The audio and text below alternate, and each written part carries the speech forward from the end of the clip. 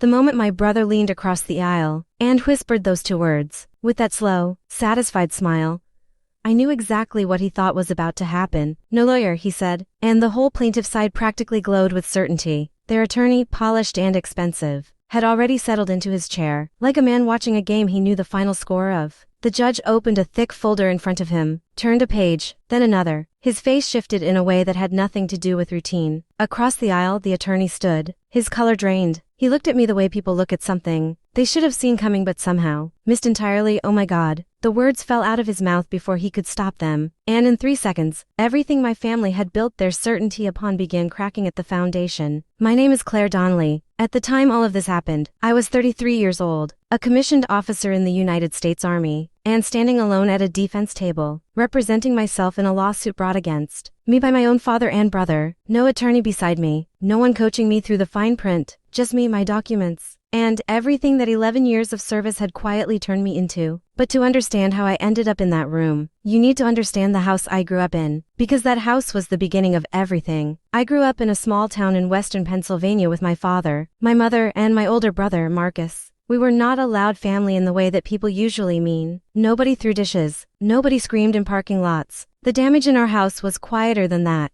and because of its quietness, it was harder to name. Marcus was 3 years older than me, and from my earliest memories, the household operated around him, not because he was exceptional, because my father decided he was. Marcus forgot a responsibility. Dad found a reason. I forgot a responsibility. Dad found a character flaw. The math of that house was simple and it never changed.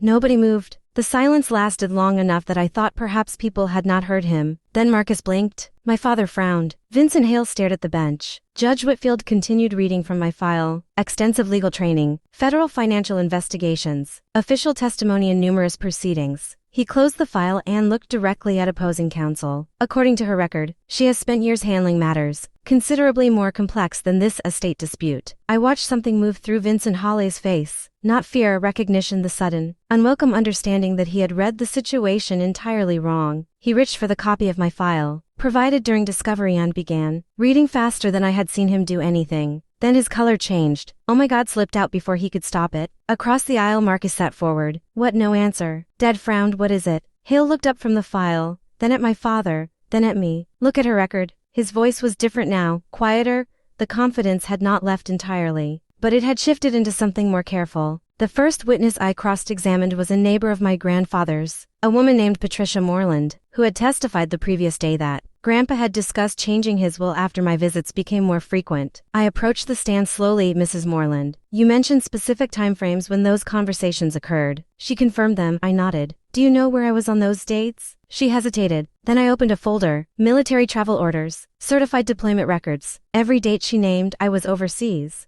Thousands of miles away. She stared at the document. "I must have remembered incorrectly." "You must have." The murmur that moved through the room was small, but it was real. Then came the follow-up.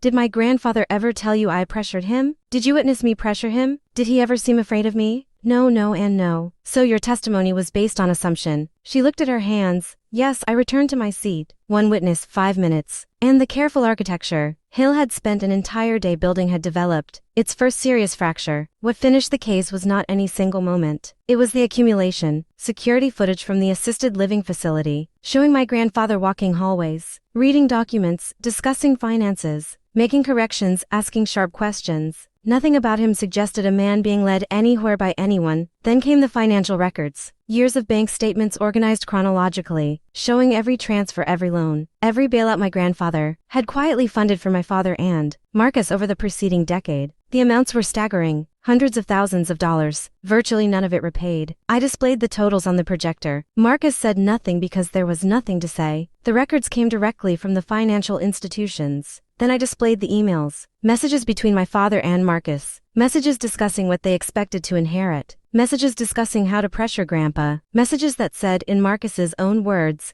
he cannot leave that money to Claire. Then I played the recording. I had not wanted to use it. Hearing my grandfather's voice in a courtroom, years after his death, was not something I had prepared myself for as well as I thought. But he had recorded it himself during a conversation with his estate attorney. Someone off camera asked him whether he had made his decisions freely. His voice filled the room, older than I remembered, softer but absolutely clear. "If anyone has ever deserved anything, Claire has." A pause. "She never once asked me for a single thing." Another pause. "She never looked at me and saw a bank account." The courtroom was completely still. "She loved me before she knew what I had." The silence afterward lasted a very long time. Vincent Hale stood when the judge finished reviewing the final exhibit. He looked like a man who had run a very long race and arrived at the wrong destination. "Do you wish to continue arguing undue influence?" The judge's voice was measured, professional, entirely final. Hale glanced at my father, then at Marcus. Neither man could meet his eyes. "No, Your Honor." 3 words and the case was over. My father stared at the table. Marcus lowered his head. The courtroom around them continued existing at normal volume, but they seemed to have gone somewhere quieter. The judgment was entered. The will stood. Court costs would be borne by the plaintiffs. And then I stood and made one final request. I handed the court a folder I had never discussed publicly, one I had saved until this moment. Financial disclosures connected to the estate. Transfers that had occurred before the proceedings began and had never been reported. The judge read through them slowly. His jaw tightened in a way that was not common for him. "These assets were not disclosed." "No, sir." "A substantial amount." "Yes, Your Honor." Marcus turned toward my father. "What assets?" My father said nothing. The silence answered. Slowly,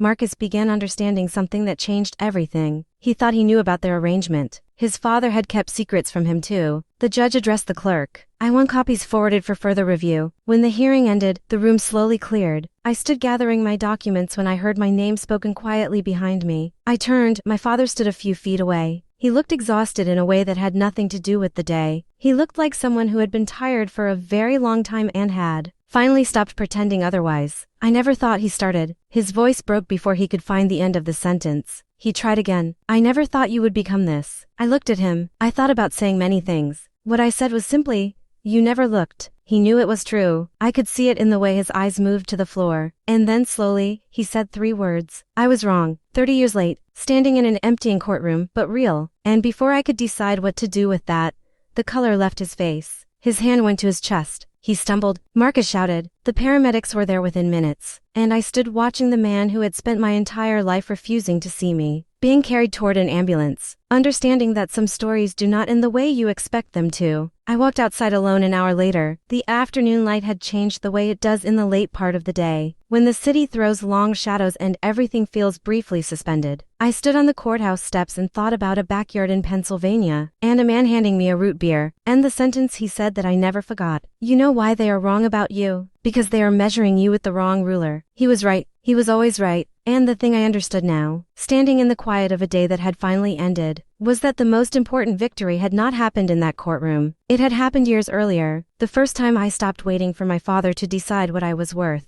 You cannot inherit your own value from the people who spent their lives withholding it. You carry it yourself. My grandfather taught me that, and because he did, no one could ever take it away. Please subscribe my channel if you loved your parents.